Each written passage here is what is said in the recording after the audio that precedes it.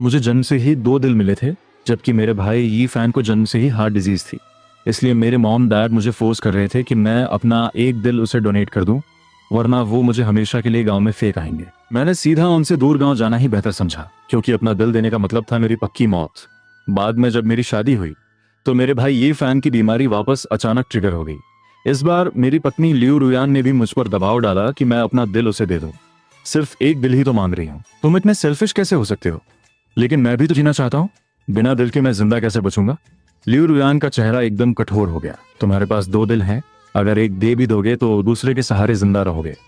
लेकिन तुम्हारा भाई अलग है, तुम्हारे दिल के बिना उसका सिर्फ मरना तय है। मैंने बचपन में ही एक सर्जरी करवाई थी, मैं अपना एक दिल पहले ही डोनेट कर चुका हूँ और मेरा वो दिल अभी इसी वक्त तुम्हारे ही अंदर धड़क रहा है। लेकिन लियू रुयान को लगा कि मैं अपना दिल न देने के बहाने बना रहा हूँ। उसने मुझे फोर्सफुली ऑपरेशन टेबल पर बांध दिया और एनेस्थेटिस्ट को मुझे एनेस्थीसिया देने का ऑर्डर दे दिया। टेंशन मत लो, मैं तुम्हें किसी भी कीमत पर जिंदा बचा लूंगी। लियू रुयान के मेंटर ने पहले भी हार्ट ट्रांसप्लांट सर्जरी सक्सेसफुली की थी, इसलिए उसके अंदर बहुत ओवर कॉन्फिडेंस था कि वो मुझे मौत के मुंह से बचा लेगी। जब तुम्हारा भाई पूरी तरह से रिकवर हो जाएगा तो तुम्हारी सारी फैमिली तुम्हें अपना लेगी और मैं भी हमेशा तुम्हारे साथ रहूंगी। कुछ ही देर बाद लियू रुयान ने मेरी बॉडी से मेरा वो इकलौता दिल निकाल लिया।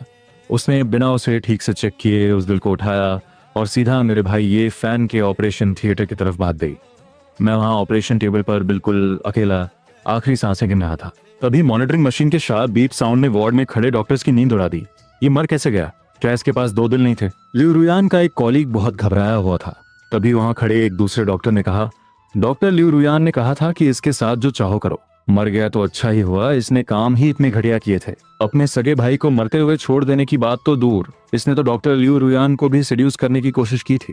पहले कॉलेज में पूछा, तो अब इस बॉडी का क्या करें? किसी का यहाँ आकर क्लेम करने का वेट करते हैं, अगर कोई नहीं आया तो मॉर्ग वालों को इसे खुद डिस्पोज करने देंगे। ये बोलकर उस ऑपरेशन रूम के सारे डॉक्टर्स वहां से निकल गए और दूसरी तरफ लियू रुयान पूरे फोकस के साथ ये फैन की सर्जरी कर रही थी। वो काफी कॉन्फिडेंट थी और अपनी पूरी लाइफ में उसने कभी हार्ट ट्रांसप्लांट नहीं किया था, पर किस्मत से कुछ ही घंटों बाद उसने सक्सेसफुली सर्जरी पूरी कर ली। जब ये फैन की हालत स्टेबल हो गई तब जाकर उसको मेरी याद आई। लियू रुयान वापस ऑपरेशन थिएटर में मुझे देखने जाने ही वाली थी कि कॉरिडोर में उसकी मुलाकात अपने उसी कॉलीग से हुई। उसने पूछा, मेरा हस्बैंड कहाँ है? कॉलीग ने थोड़ा सोचा और बोला, क्या वो अभी तक वार्ड में वापस नहीं गया? फिक्र मत करो, सर्जरी के बाद जरूर कोई ना कोई नर्स उसका ध्यान रख रही होगी। लियू रुयान को इन बातों में कुछ भी अजीब नहीं लगा। उसको लगा कि हॉस्पिटल के स्टाफ की वजह से वार्ड की नर्सेज मेरी स्पेशल केयर तो कर ही लेंगी। ये सोचकर लियू रुयान सुकून से वापस अपने ऑफिस आई और अपने रेगुलर काम में लग गई। एक दिन गुजर गया, ये फैन आखिरकार होश में आया और लियू रुयान उसके बिल्कुल बगल में बैठी थी। तुम फाइनली उठ गए, सर्जरी बहुत स्मूथ गई है, अब तुम्हारे नए दिल में आगे कोई प्रॉब्लम नहीं आएगी। ये फैन ने अपने नए दिल पर हाथ रखा। ये सोचकर कि सालों से परेशान करने वाली बीमारी अब जा चुकी है, वो रोते हुए लियू रुयान के गले लग गया। लियू रुयान उसकी पीठ सहलाने लगी और उसे इमोशंस पर कंट्रोल रखने को कहा। वार्ड की एक नर्स ने यह देखा तो मजाक में बोली, डॉक्टर लियू रुयान सच में अपने हस्बैंड से बहुत प्यार करती हैं। ये सुनते ही लियू रुयान फ्रीज हो गई। उसे तुरंत याद आया कि मैं अभी भी हॉस्पिटल के किसी दूसरे वार्ड में पड़ा हूँ। उसने तुरंत क्लियर किया, आपको गलत फहमी हुई है, ये मेरा हस्बैंड नहीं है। तुम आराम करो, मैं फांग युआन को एक बार देख कर आती हूँ। और जैसे ही लियू रुयान उठने वाली थी, ये फैन ने अचानक उसका हाथ कस के पकड़ लिया। मैंने पेरेंट्स से मेरी इस सर्जरी का सच छुपाया है। ये मेरी रिकवरी का सबसे क्रूशियल टाइम है। अगर मेरे आसपास कोई नहीं होगा तो मुझे डर है कि मैं अकेले ठीक नहीं हो पाऊंगा। लियू रुयान ने ये फैन का बीमार फेस देखा तो उसका दिल पिघल गया। उसने दिमाग में ये भी सोचा कि डॉक्टर्स और नर्सेज वहाँ मेरी थोड़ी बहुत केयर तो कर ही रहे होंगे। ठीक है, मैं कुछ दिन और यहाँ तुम्हारे पास रुकूंगी। उधर मॉर्ग के उस ठंडे कमरे में एक स्टाफ मेरी अकेले पड़ी बॉडी को घूर रहा था। 2 दिन बीत गए और कोई इस बॉडी को क्लेम करने नहीं आया। अब इसका क्या करें? दूसरा स्टाफ जो सफाई कर रहा था बोला, क्या घूर रहे हो खड़े होकर, जल्दी इसको पैक करो ताकि हम टाइम पर शिफ्ट खत्म करके निकलें। उन दोनों ने मिलकर एक गार्बेज बैग लिया और मेरी बॉडी को केयरलेसनेस के साथ उसमें फेंक दिया। 2 दिन और गुजर गए। जब लियू रुयान ने देखा कि ये फैन अब रिकवर हो रहा है तब जाके उसे मेरी दोबारा याद आई। पर जब वो मेरे वार्ड में आई तो बेड पूरा खाली पड़ा था। एक नर्स वहां की बेडशीट चेंज कर रही थी। उसने पूछा, इस बेड का पेशेंट कहाँ है? नर्स ने उसकी तरफ देखा और बोली, ओ डॉक्टर लियू रुयान, वो तो हॉस्पिटल से डिस्चार्ज हो चुके हैं। नर्स का जवाब सुनकर लियू रुयान काफी चिढ़ गई। उसने माइंड में सोचा, मैंने हाल ही में उसकी सर्जरी की थी, ठीक से हॉस्पिटल में रेस्ट करने के बजाय वो सीधा यहाँ से भाग गया। उसने जल्दी से अपना फोन निकाला और मेरा नंबर डायल किया, पर कॉल लग ही नहीं रही थी। ठीक है, अगर इसमें इतना ही एटीट्यूड है तो बाहर जाके सड़कों पर मरे। मुझे दोबारा फोन मत करना। लियू रुयान भड़कती हुई ये फैन के कमरे में वापस आई। ये फैन ने उसकी इरिटेशन देखी और कहा, क्या फैंग युआन मुझसे अभी भी इतना नाराज है? वो तुम्हें माफ नहीं कर रहा है ना? सब मेरी गलती है, मैं अभी जाता हूँ और उसके सामने सब क्लियर करता हूँ। तुम दोनों मेरी वजह से आपस में मत लड़ो। ये फैन बेड से जल्दी उठने की एक्टिंग करने लगा। लियू रुयान ने उसे फौरन रोका। तुम उसकी इतनी टेंशन क्यों ले रहे हो? अभी तुम्हारा पूरा फोकस सिर्फ अपनी रिकवरी पर होना चाहिए। जिस दिन तुम डिस्चार्ज होगे तुम्हारे पेरेंट्स ये गुड न्यूज सुनकर जश्न मनाएंगे। और जहां तक फॉन्ग युआन का सवाल है, वो इतनी जल्दी नहीं मरेगा, वो तो कब का यहाँ से डिस्चार्ज हो चुका है। तभी लियू रुयान के दिमाग में मेरा गिड़गिड़ाता हुआ चेहरा घूम गया जब मैं ऑपरेशन टेबल पर जान की भीख मांग रहा था। इस बात से उसे अंदर ही अंदर अजीब सी चुभन महसूस हुई। वो अब तक समझ नहीं पा रही थी कि मैं ये फैन का खून का रिश्ता होकर भी उसे मरते हुए कैसे छोड़ सकता था। और फिर ये फैन को देखती थी जो खुद बीमार होकर मेरी परवाह कर रहा था, जिससे उसे रियलाइज हुआ कि मैं ये फैन के बराबर बिल्कुल नहीं हूँ। उसने तय किया, अगर मैं गुस्से में इतनी जिद पकड़कर यहाँ से चला ही गया हूँ तो अच्छा है मैं अकेले रहकर अपना गुस्सा ठंडा करूँ। जब ये फैन डिस्चार्ज होगा वो मुझे बुला लेगी। डॉक्टर्स के ऑफिस में सभी कॉलीग्स आपस में गॉसिप कर रहे थे। लियू रुयान के आते ही सब एकदम शांत हो गए। तुम लोग अभी क्या बातें कर रहे थे और क्या करेंगे? हम तो बस तुम्हारी और तुम्हारे हस्बैंड के डीप कनेक्शन की बातें कर रहे थे। लियू रुयान को लगा कि अगर मैंने फोर्स किए जाने पर भी अपना दिल डोनेट किया है तो इसका मतलब मैं डेफिनेटली उससे बेहद प्यार करता हूँ, मजबूरी में ही क्यों ना हो। पर मैंने एक जान तो बचाई है। ये सोचकर उसने मेरे गायब होने को मेंटली माफ कर दिया। पर कॉल्स का जवाब न देने पर वो अभी भी भड़की हुई थी। उसके कॉलीग ने उसका फेस ऑब्जर्व किया। कहीं ऐसा तो नहीं कि सर्जरी की वजह से तुम्हारे हस्बैंड का मूड ऑफ हो? ऑपरेशन के बाद ऐसा होना बहुत नॉर्मल बात है। तुम उसे थोड़ा स्पेस दो और उसके लिए कुछ ऐसा करो जिससे उसका मूड अच्छा हो जाए। ये एडवाइस सुनकर लियू रुयान के चेहरे की टेंशन गायब हो गई। उसे याद आया कि हमारे अपार्टमेंट के पास वाली शॉप के केक्स मुझे बहुत पसंद थे। शिफ्ट खत्म होते ही वो सीधा केक्स लेकर अपार्टमेंट में आई। हस्बैंड, देखो मैं तुम्हारी फेवरेट पेस्ट्री लाई हूँ। घर में कोई रिप्लाई नहीं मिला और जैसे ही उसने बॉक्स टेबल पर रखा उसकी नजर उन पेपर्स पर पड़ी जो मैंने टेबल पर एक हफ्ते पहले ही छोड़ दिए थे। हमारे डिवोर्स पेपर्स, जिस पर मुझे पता चला था कि वो मेरा दिल निकलवाना चाहती है। मैंने उसी पल डिवोर्स का फैसला फाइनल कर लिया था। लियू रुयान डिवोर्स पेपर्स देखकर शॉक में थी। क्या सच में? एक मामूली से दिल की ही तो बात थी और सिर्फ इस छोटी सी बात पर इसने मुझसे डिवोर्स मांग लिया। लियू रुयान ने गुस्से में आकर वो केक कचरे के डिब्बे में फेंक दिया। अगर नहीं चाहिए घर तो हमेशा के लिए दफा हो जाओ यहाँ से। तभी उसका फोन बजा। लियू रुयान ने स्क्रीन देखी। रुयान बेटा, आजकल फॉन्ग युआन कहाँ है? ये मेरे डैड थे। उनका मुझे लेकर फोन करना बहुत रेयर था क्योंकि वो अपनी सारी लाइफ सिर्फ और सिर्फ ये फैन के बारे में ही सोचते थे। लियू रुयान ने सोचा और उसे लगा कि सिर्फ मेरे मॉम डैड के प्रेशर से ही मैं वापस लौटूंगा। वैसे भी ये फैन काफी स्टेबल था तो उसने फाइनली मेरे डैड को ये फैन की ट्रांसप्लांट सर्जरी की पूरी न्यूज बता दी। सुनते ही दोनों पेरेंट्स रात के वक्त हॉस्पिटल पहुंच गए। तीनों गले मिलकर रोए। तब मेरे पेरेंट्स ने पूछा, तुम्हारा छोटा भाई कहाँ है? जब वो इसी हॉस्पिटल में एडमिट था तब भी उसने आकर तुम्हें नहीं देखा? ये फैन ने नाटक करते हुए कहा, भाई तो काफी दिन पहले ही यहाँ से डिस्चार्ज हो गया है। मेरी मॉम का मूड तुरंत भड़क गया। वाओ, उसकी फिटनेस चेक करो, सर्जरी के 2 दिन बाद ही निकल गया। क्या उसे लगता है बाहर उसकी मौत उसका इंतजार नहीं कर रही? मेरे डैड ने उसे टोका, कैसी बकवास कर रही हो? ये फैन का ऑपरेशन तो हो गया पर कल को आगे जाकर उसकी हेल्थ में इशू आया और फैंग युआन जिंदा न बचा तो ये फैन का क्या फ्यूचर रहेगा? मेरी मॉम ने अपने मुंह पर ही थप्पड़ मारा। थू थू, अगर उस फैन युआन को किसी वजह से मरना ही है तो पहले ये फैन की प्रॉब्लम्स खत्म हो जाएं फिर मरे। ये फैन बेटा तू चिंता मत कर, तेरे मॉम डैड हमेशा तुझे प्रोटेक्ट करेंगे। ये फैन अपने पेरेंट्स का इतना ब्लाइंडली सपोर्टिव रिस्पॉन्स सुनकर दिल ही दिल में स्माइल कर रहा था। अगले दिन जब लियू रुयान कमरे में आई वहां एक परफेक्ट लविंग फैमिली पिक्चर चल रही थी। ये फैन और मेरे मॉम डैड आपस में इमोशनल मोमेंट्स शेयर कर रहे थे। लियू रुयान को ये थोड़ा चुभने लगा क्योंकि उसने मेरे पेरेंट्स को मेरे साथ कभी ऐसा प्यार दिखाते हुए नहीं देखा था। अरे यार रुयान, ये फैन को नया दिल मिलने के पीछे तुम्हारा ही बड़ा हाथ है। लियू रुयान ने उनसे डायरेक्टली पूछा कि क्या मेरा कोई अता पता मिला? मेरा नाम सुनते ही पेरेंट्स नाराजगी और इरिटेशन में बोले, उस वेस्ट इंसान के चक्कर में अपना टाइम क्यों बर्बाद कर रही हो? वो डिस्चार्ज हो चुका है, इसका मतलब वो जिंदा और परफेक्ट है। तुम अपना पूरा ध्यान बस ये फैन पर लगाओ। मेरे मॉम डैड हमेशा से अपने बड़े बेटे ये फैन और लियू रुयान की सेटिंग करवाना चाहते थे पर ये फैन की क्रिटिकल कंडीशन के चलते उन्होंने इस बारे में खुलकर कभी बात नहीं की थी। पर अब नए दिल आने से चांसेस पूरे थे। अगर मेरा और उसका डिवोर्स फाइनल हो जाए तो ये फैन इजीली मेरी जगह फिक्स हो जाएगा। तभी एक स्टाफ रूम में एंटर हुई और हंसकर बोली, वाह डॉक्टर लियू रुयान, आप सच में अपने इस हस्बैंड से बहुत प्यार करती हैं जो लगातार ऐसे ख्याल रखती हैं। पेरेंट्स को तो ये सब ठीक ही लगा और वहां लेटा ये फैन ब्लश करने लग गया। पर खड़ी लियू रुयान एकदम से भड़क गई। तुम्हें किसने कह दिया कि ये इंसान मेरा हस्बैंड है? कॉलीग ने उसके गुस्से को लाइटली लिया और हंसते हुए चली गई। ओहो, वार्ड में सब पब्लिक जानती है, नाटक करने का कोई फायदा नहीं है। मेरे डैड ने जल्दी से लियू रुयान का हाथ पकड़ लिया। बुरा मत मानो, जब फांग युआन यहाँ है ही नहीं, तो अगर दूसरे तुम्हारे रिश्ते को वैसे ही समझते हैं तो इसी बहाने ये फैन को हॉस्पिटल स्टाफ से एक्स्ट्रा वीआईपी सर्विस मिल जाएगी। ये सुनकर और वहाँ ये फैन का बदला हुआ एटीट्यूड देखकर लियू रुयान बहुत इरिटेट हो गई।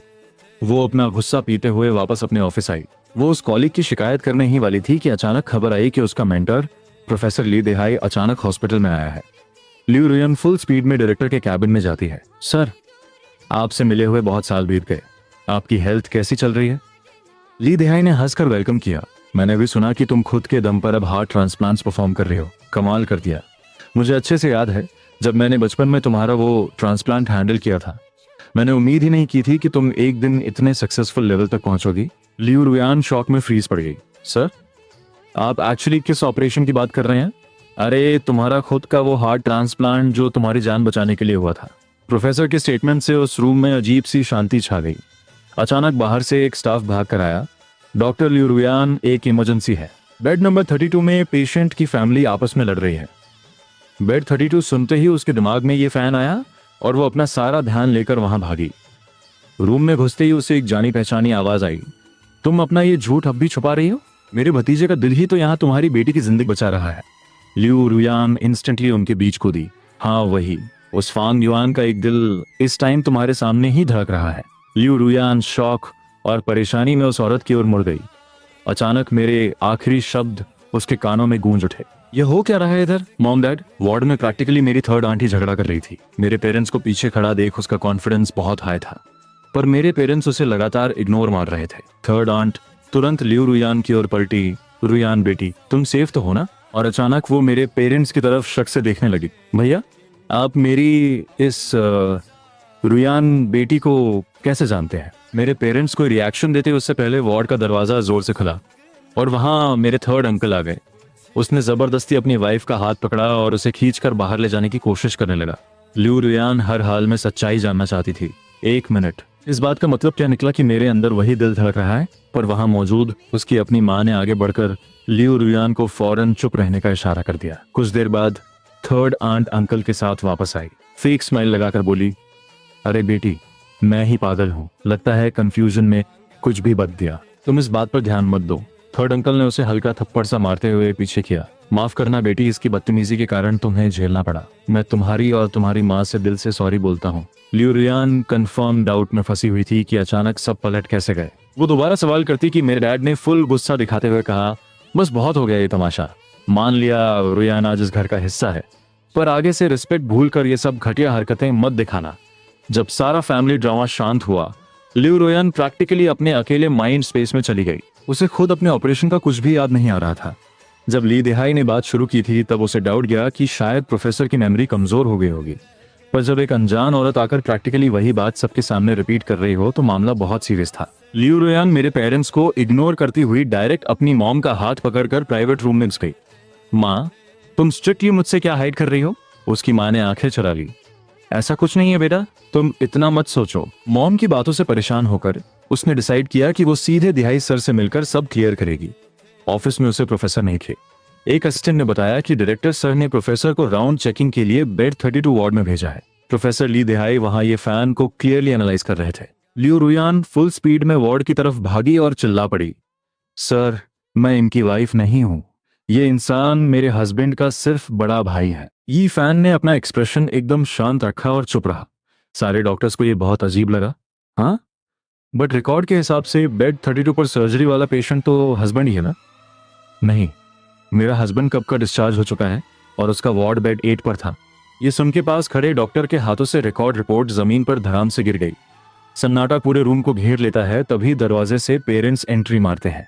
डॉक्टर्स, अब हमारे ये फैन का अपडेट कैसा है? थर्ड आंट ठीक उनके पीछे चिपकी हुई आ रही थी। वो दरअसल उधर मुझसे पैसे मांगने आई थी। जब मेरे घर से डायरेक्ट अप्रोच किया और पता लगा कि मैं हॉस्पिटल में हूँ तो वो डायरेक्ट इसी टारगेट पॉइंट पर आ गई। ली देहाई ने पेरेंट्स को देखा और उनकी डायरेक्ट नजर उस पीछे खड़ी औरत पर गई। अरे, ये कैसा अजीब कोइंसिडेंस है, तुम तो उसी डबल हार्ट वाले बच्चे की फैमिली हो ना? तुम सब इधर अचानक किस लिए? थर्ड आंट को लगा जमीन फट जाएगी। सामने खड़ा इंसान वही हेड डॉक्टर निकला। मेरी फैमिली टोटली शॉक और कंफ्यूज हुई। मेरा बेटा फैंग युआन इन भिखारियों का बेटा कब से हो गया? लियो रुयान फुल पैनिक में देहाई सर का कोट पकड़ लेती है। सर प्लीज अभी एक्सप्लेन करो, आपने ये बात किस कॉन्टेक्स्ट में कही? जो प्रोफेसर देहाई सच नहीं जानते थे कि ये इलीगल डीलिंग हुई है जिसने फैंग युआन की आइडेंटिटी कंप्लीटली डिस्ट्रॉय कर डाली थी। बेटा तुम खुद ही तो अपनी सर्जरी के बारे में पूछ रही थी। यही तो वो लड़का है जिसका दिल तुम्हारे अंदर लाइफ बनकर धड़क रहा है। थर्ड आंट ने डर के मारे मुंह मोड़ लिया। नहीं, आप फेक कहानी बोल रहे हैं। पर मेरे पेरेंट्स वहां डर के मारे फ्रीज पड़ गए क्योंकि वो असली मैटर जानते थे कि बदकिस्मती से उस वक्त मुझे इन्हीं पैसों के भूखे लोगों के हाथों सौंप दिया था। तभी लियू रुयान की माँ वहां पहुंची। वो दरअसल थर्ड आंट से चुपके से सेटिंग करने आई थी, पर उसने एक्सपेक्ट नहीं किया था कि यहाँ पूरा परिवार और प्रोफेसर ली देहाई भी मौजूद होंगे। ली देहाई ने कहा, तुम्हारी माँ यहाँ है, खुद पूछ लो कि सच्चाई क्या है। सबकी नजरें लियो रुयान की माँ पर टिक गईं। माँ, सर जो कह रहे हैं क्या वो सच है? ली देहाई की बातों से माँ की रूह कांप उठी। उसे समझ आ गया कि अब इस राज को राज रखना इम्पॉसिबल था। सबके सामने आखिरकार उसने हाँ में सिर हिला दिया। थर्ड आंट और अंकल को भी समझ आ गया कि उनका पर्दाफाश हो चुका है। अचानक लियो रुयन की माँ मेरे पेरेंट्स के आगे घुटनों पर गिर पड़ी। माफ कर दो समधी जी, मैं मुजरिम हूँ। रुयान के बचपन में उसे नया दिल चाहिए था, घर वाले परेशान थे। हमने किसी भी कीमत पर मैच ढूंढा और तब हमें तुम्हारे इस लड़के के बारे में पता चला। हमने इन थर्ड आंट और अंकल को भारी रकम देकर तुम्हारा लड़का खरीद लिया और वो ट्रांसप्लांट करवा लिया। हमें लगा था कि इस घटना के बाद हम कभी दोबारा नहीं मिलेंगे, इसलिए जब रुयन बड़ी हुई तो मैंने ये सच हमेशा के लिए छुपा लिया। पर मुझे नहीं पता था कि किस्मत उसे फैंग युआन से मिलाएगी और वो दोनों प्यार में पड़ जाएंगे। मुझे माफ कर दो क्योंकि मुझे लगता था कि ये थर्ड आंट और अंकल ही इसके असली माता पिता हैं। मेरे पेरेंट्स ये सुनकर जैसे पत्थर बन गए। उन्हें आखिरकार एहसास हुआ कि जिस बेटे पर उन्होंने कभी प्यार नहीं लुटाया उसे बचपन में ही इन लोगों ने दिल निकालने के लिए बेच दिया था। थर्ड आंट और अंकल शर्म से जमीन में गड़े जा रहे थे। वो मेरे दो दिलों का राज जानते थे, इसलिए पैसों की भूख में उन्होंने ये घटिया काम किया था। थर्ड आंट घबराते हुए बोली, रुयान बेटी, तुम्हारी तो अब फैंग युआन से शादी हो ही चुकी है ना। तुम दोनों हस्बैंड वाइफ की तरह साथ हो तो आगे भी प्यार से रहो। पर लियू रुयान का दिमाग पूरी तरह से फट चुका था। प्यार से रहें, आगे का क्या? वो चीखते हुए थर्ड आंट और अंकल पर टूट पड़ी और उन्हें जमीन पर गिराकर बुरी तरह पीटने लगी। तुम्हारी हिम्मत कैसे हुई मेरे साथ ये सब करने की? मेरे डैड पूरी तरह से सदमे थे, पर मेरी मॉम को तुरंत होश आया। अगर फैंग युआन का बचपन में ही एक दिल निकाल लिया गया था, तो अब जब उसने ये फैन को अपना आखिरी दिल दे दिया, बात अभी खत्म भी नहीं हुई थी कि मेरे डैड को जैसे बिजली का झटका लगा। नहीं, ऐसा नहीं हो सकता। थर्ड अंकल हाथापाई से बचते हुए चिल्लाया, फैंग युआन का दिल तो तुम्हारे ही सीने में है, तुम्हें क्या हक है मुझसे सवाल करने का? थर्ड अंकल ने एक जोर का मुक्का मारा और लियू रुयान जमीन पर गिर गई। वो वहीं पड़ी पड़ी पागलों की तरह हंसने और रोने लगी। मैं थी, ये सब मेरी गलती है। उसने मुझे इतना क्लियरली बताया था पर मैंने उसका विश्वास नहीं किया। मैंने खुद उसे इस मौत में धकेला। तभी मेरी मॉम लियू रुयान के पास भागी और चीखी, फैंग युआन कहाँ है? तुम कह रही थी कि वो डिस्चार्ज हो गया है, पर आखिर वो है कहाँ? लियू रुयान अचानक होश में आई। हाँ, डिस्चार्ज का ऑफिशियल स्टैंप लगने का मतलब है कि वो मरा नहीं है। वो जरूर मुझसे नाराज होकर छिप गया होगा। वो सब क्लियर करना चाहती थी। उसे पूरा यकीन था कि मैं उसे छोड़कर नहीं जाऊंगा। ऑफिस का दरवाजा जोर से खुला। लियू रुयान बिना परवाह किए रिसेप्शन काउंटर पर खड़े उसी कॉलीग के सामने जा खड़ी हुई। बेड 8 के पेशेंट का डिस्चार्ज प्रोसेस किसने किया था? क्या हुआ वहां? जब इंसान इस दुनिया में नहीं रहा तो ऑफिशियली उसे डिस्चार्ज तो दिखाना ही पड़ेगा ना। लियू रुयान शौक में अपने कॉलीग को देखने लगी। उसका कॉलीग अभी भी बोल रहा था, वो सर्जरी तुमने ही तो की थी ना? जैसे तुम बाहर आई उसने सांस लेना बंद कर दिया था। लियू रुयान ने धीरे से कॉलीग के कपड़े से हाथ छोड़ा। वो अपना सिर हिला रही थी। नहीं, तुम झूठ बोल रहे हो, ऐसा नहीं हो सकता। कॉलीग को लगा कि लियू रुयान पेशेंट के मरने पर अपसेट है, तो उसने उसे कंफर्ट करते हुए कहा, तुम उदास मत हो, तुम्हारे हस्बैंड ये फैन को इसने लगभग मार ही डाला था। कम से कम अपना दिल देकर उसने एक अच्छा काम तो कर लिया। अचानक लियू रुयान को एक ख्याल आया, तो बॉडी कहाँ है? कॉलीग ने कैजुअली कहा, पता नहीं, शायद डिस्पोज कर दी होगी। बॉडी मॉर्ग में कई दिनों तक पड़ी थी, पर कोई लेने नहीं आया। ये सुनकर लियू रुयान सीधा मॉर्ग की तरफ दौड़ी। उसे नहीं पता था वो अपने आप को कैसे कन्विंस करे, पर एक बार मेरी डेड बॉडी देखकर ही उसे यकीन होगा कि मैं वाकई इस दुनिया से जा चुका हूँ। वहां पहुंचते ही उसने सिक्योरिटी गार्ड से मेरे बारे में पूछा, पर गार्ड को कुछ पता नहीं था। लियू रुयान निराश होकर लौट ही रही थी कि एक सफाई कर्मचारी उसके पास से गुजरा। लियू रुयान ने तुरंत मेरा फोन पहचान लिया। उस फोन की स्क्रीन पर हमारे कॉलेज के दिन की फोटो लगी थी। लियू रुयान ने उस स्टाफ का हाथ टाइटली पकड़ लिया। ये फोन कहाँ से मिला तुम्हें? कर्मचारी डर गया। ये मुझे उसी डेड बॉडी वाले बैग से मिला था, एक मुर्दे के बैग से। ये सुनकर लियू रुयान और अग्रेसिव हो गई। उसकी बॉडी कहाँ है? वो तो कब का क्रेमेटरी में जा चुका है। अब किसको पता कि उसकी राख कहाँ होगी? राख शब्द सुनकर लियू रुयान वहीं जमीन पर गिर गई। स्टाफ डर के मारे मेरा फोन फेंक कर भागा। मैंने कुछ नहीं किया, उसकी बॉडी का कोई वारिस नहीं था। हम बस रूल्स फॉलो कर रहे थे, ये फोन रखो और मेरे पास मत आना। ये कहकर वो भाग गया। लियू रुयान के सामने फोन की स्क्रीन पर वो फोटो थी जिसमें मैं मुस्कुराते हुए उसे देख रहा था। फांग युआन, अब मैं क्या करूं, मैं गलत थी, मैं सच में गलत थी। मुझे माफ कर दो, वापस आ जाओ ना मेरे पास। मेरा दिमाग खराब हो गया था। मैं बस ये चाहती थी कि अगर तुम अपने भाई को दिल दे दोगे तो फैमिली तुम्हें अपना लेगी और तुम्हें वो सब मिल जाएगा जो तुम चाहते थे, एक फैमिली। लियू रुयान नहीं जानती थी कि उससे मिलने के बाद मैंने फैमिली का ऑब्सेशन पहले ही छोड़ दिया था। उसने कभी ये महसूस नहीं किया कि मैंने ऑपरेशन टेबल पर ही हार मान ली थी। और ये एनेस्थीसिया की वजह से नहीं हुआ था, बल्कि इस वजह से हुआ था क्योंकि जिस इंसान ने मुझे अंधेरे से बाहर निकाला था उसी ने मुझे वापस मौत की खाई में धकेल दिया। मरते दम तक मैं ये समझ नहीं पाया कि आखिर जो कुछ मेरा था वो मेरे भाई ने क्यों छीन लिया। मेरे मॉम, डैड, मेरी वाइफ, शायद मुझे इस दुनिया में जिंदा ही नहीं रहना चाहिए था। वहीं दूसरी तरफ जब ये फैन की आंख खुली तो उसने देखा कि मेरे पेरेंट्स बहुत डिप्रेशन में हैं और लियू रुयान की मॉम बिल्कुल चुप है। ये फैन को लगा कि क्या मैं अचानक आकर कुछ गुस्सा करके चला गया हूं, पर ऐसा तो नहीं हो सकता। अगर मैं आता तो पेरेंट्स डेफिनेटली मुझे माफी मांगने के लिए फोर्स करते। उन्हें लगता था कि थर्ड आंट और थर्ड अंकल अभी भी वार्ड के बाहर बैठे हैं, जब तक उन्हें पैसे नहीं मिलेंगे वो वहीं डटे रहेंगे। ये फैन अभी यही सोच रहा था कि अचानक लियू रुयान वार्ड में आई। उसने तुरंत अपने सीने को पकड़ा और रोते हुए कहा, क्या फांग युआन अभी भी मुझसे नाराज है और इसलिए नहीं आया? मुझे पता है कि मैंने उसे हर्ट किया है, पर मैं क्या करता, मेरे पास कोई ऑप्शन नहीं था। मेरी बीमारी की वजह से मुझे जीने के लिए दिल चाहिए था। ये फैन का फेस पेल पड़ गया और वो जोर जोर से सांस लेने की एक्टिंग करने लगा, लेकिन वार्ड में किसी ने भी उसे शांत नहीं करवाया। उसने इस अजीब शांति को महसूस किया। पिछले वक्त में ऐसी सिचुएशन आती तो हर कोई मुझे टारगेट करता। लियू रुयान ने कोल्ड वॉइस में उससे पूछा, क्या तुम्हारा दिल सच में इतना खराब था कि तुम्हें ट्रांसप्लांट की जरूरत थी? ये फैन बोला, हाँ बिल्कुल, तुमने मेरे चेकअप रिपोर्ट्स खुद देखे थे। मैं ये सब फेक थोड़ी कर सकता हूँ। मैं छोटे भाई की तरह नहीं हूँ कि लोगों को पैसा देकर झूठ बुलवाऊं। क्या फांग युआन ने फिर से कुछ गलत बात की है? ये फैन को समझ नहीं आया कि अचानक लियू रुयान ऐसे सवाल क्यों पूछ रही है, पर मॉम डैड के सामने वो इस झूठ से पीछे नहीं हटना चाहता था। लियू रुयान चलकर ये फैन के पास आई और अपना फोन उसके सामने दिखाया। ये तुमने किया ना?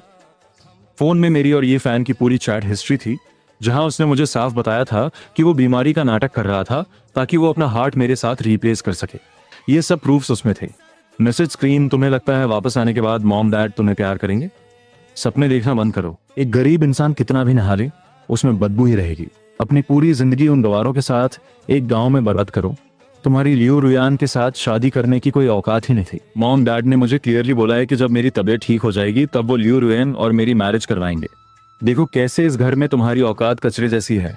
मैंने अगर लियू रुयान को बोलकर तुम्हें अपना दिल मुझे देने के लिए फोर्स करवाया ना तो तुम्हें देना पड़ेगा। मैंने तुमसे कहा था तुम मेरे सामने कुछ नहीं कर पाओगे। तुम्हारे मॉम डैड, नातनी ऐसे ही इस दुनिया में रहकर क्या उखाड़ लोगे। अगर मैं तुम्हारी जगह होता ना तो सर्जरी के लिए हाँ कह के टेबल पर ही जान दे देता। चैट की डिटेल्स बिल्कुल डिस्गस्टिंग थी, जहां मुझ पर सिर्फ बुलिंग और गालियां थी। लियू रुयान इमेजिन भी नहीं कर पा रही थी कि जब मैंने ये सब देखा होगा तो मैं क्या फील कर रहा हूँ। उसकी आंखें गुस्से से लाल हो गई और उसने फोन को कस के पकड़ा। सच बताओ, क्या ये सब तुम्हारा प्लान था? नहीं, फांग युआन ने खुद मेरी फेक प्रोफाइल बनाकर ये नाटक रचाया था ताकि मुझे दिल ना देना पड़े। ये फैन रोते हुए जोर जोर से चिल्लाने लगा, जिसे मेरी मॉम बर्दाश्त ना कर पाई। उन्होंने कस के ये फैन को एक थप्पड़ मार दिया। लियू रुयान अपना गुस्सा कंट्रोल नहीं कर पाई। उसने ये फैन का गला जकड़ लिया।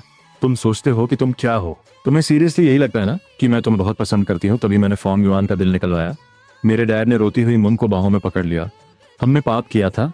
हमारे परिवार में ये कैसा कहर टूट पड़ा जब ये दिखा कि अब थोड़ी ही देर में ये फैन मर जाएगा। लियू रुयान की माँ बीच बचाव कर आई, दोनों को अलग किया। उसके बाद ये फैन पेरेंट्स से बचाने की भीख मांगने लगा। ये पक्का फांग युआन की चाल है। उसने ये सब मैनेज किया है। आप जल्दी उसको खोजे, सब कुछ सच साबित हो जाएगा। ये पागलपन सुनकर अब लियू रुयान ये ड्रामा और झेल नहीं पाई। उसने साइड टेबल से एक कैंची उठाई और ये फैन के सीने में घोंप दी। एक पल में पूरा वार्ड चीखों से गूंज उठा और बेड पर ये फैन लहूलुहान हो गया। लियू रुयान अंदर से पूरी तरह मर चुकी थी।